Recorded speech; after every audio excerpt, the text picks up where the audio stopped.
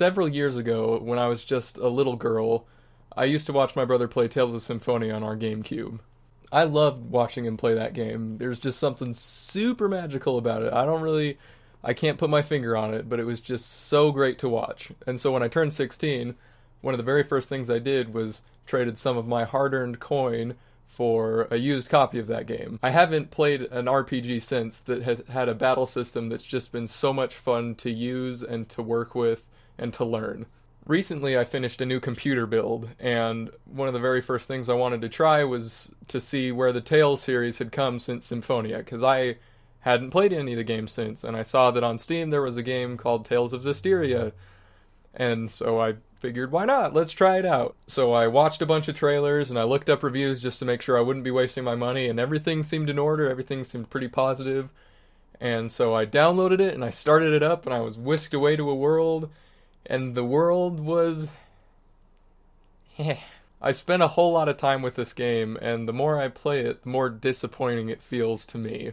I researched the game naturally before I bought it, and I was looking through reviews, and every time I looked at a review or a press release or anything like that describing the game, they would always say that they had upgraded the Tales battle system. One of my favorite JRPG battle systems, refreshed and new, signed me up, and then instantly let me down. One of the key points in Tales of Zestiria's battle system is a new thing called armatization.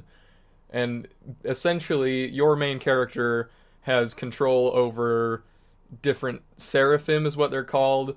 They're essentially just representations or masters or personifications of the four elements, the normal earth, wind, water, fire. And as you're battling, you can combine with these things in a very Dragon Ball Z-esque fashion and use your combined powers to take down as many monsters as you can in one go. It looks alright, your hair gets long and turns white, like I said, it's very Dragon Ball Z-esque. And it looks cool. Armatization holds a key role in this new battle system, and when it works well, it works pretty well, but when it works poorly, every little issue that I have with this game is just compounded and just feels so bad.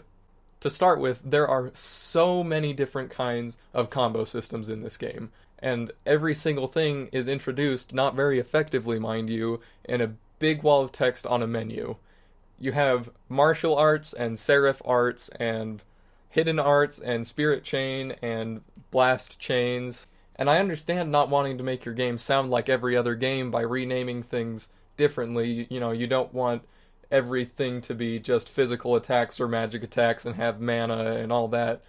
But when you name every system after each other, it makes everything collectively way more confusing. It took me forever to actually learn how to use my martial arts compared to my seraph arts, and how to get the hidden arts to actually work, and what the difference between my spirit chain and my blast chain meters were, and why they worked the way they did. It was just a mess. So to attack or dodge, you need something called Spirit Chain, which is the game's equivalency of stamina, but you can only gain it by running towards or away from enemies. You can't free run to dodge. There is like a free run option where you have you roam freely around the battlefield, but you don't gain your Spirit Chain during that, so you're kind of just left hammering on the W and the S keys, running towards and away from your enemies, gathering the stamina.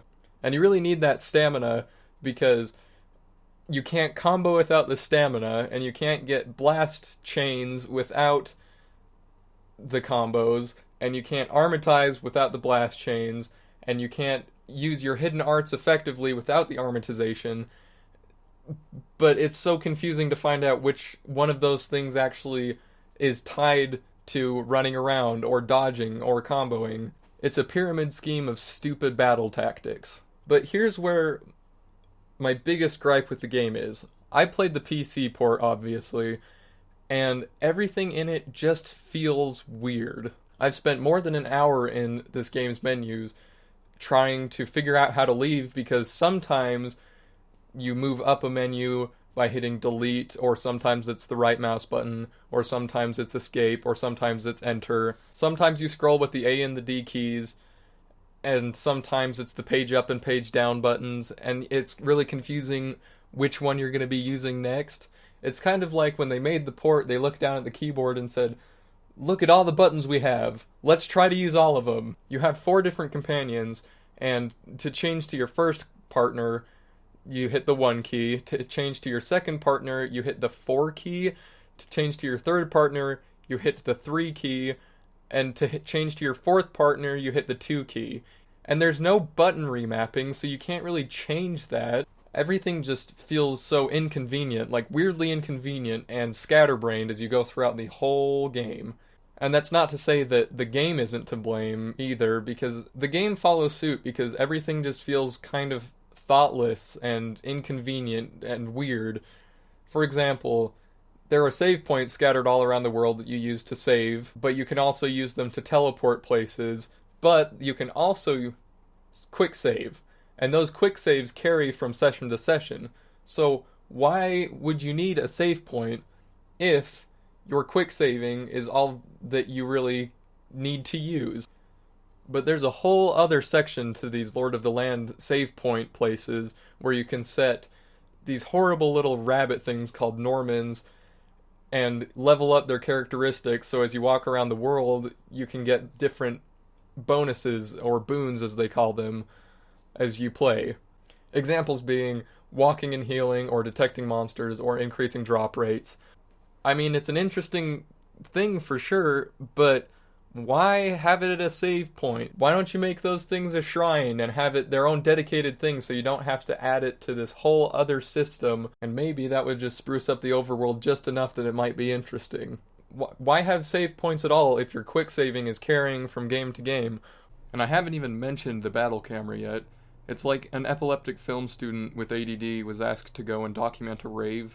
It's not all bad, just a lot of it. There's a pretty neat character customization thing you can use, where as you travel through the world you can find different little trinkets and stuff that you can put on your character.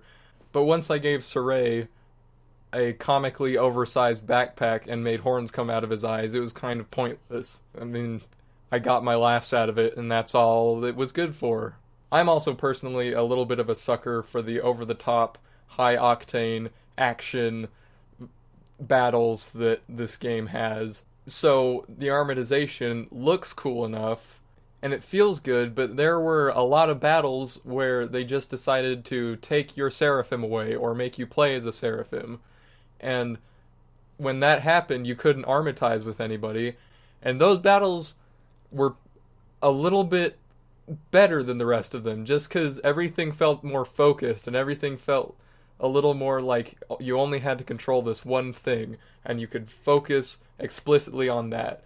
You didn't have to worry if you had enough blast chain points to armatize, or worry about your Seraph or anything. You could just battle by yourself. But, on the other hand, every character without armatization is stupid weak. They are all completely useless. So they took away the one thing that your battle system was essentially living and dying on.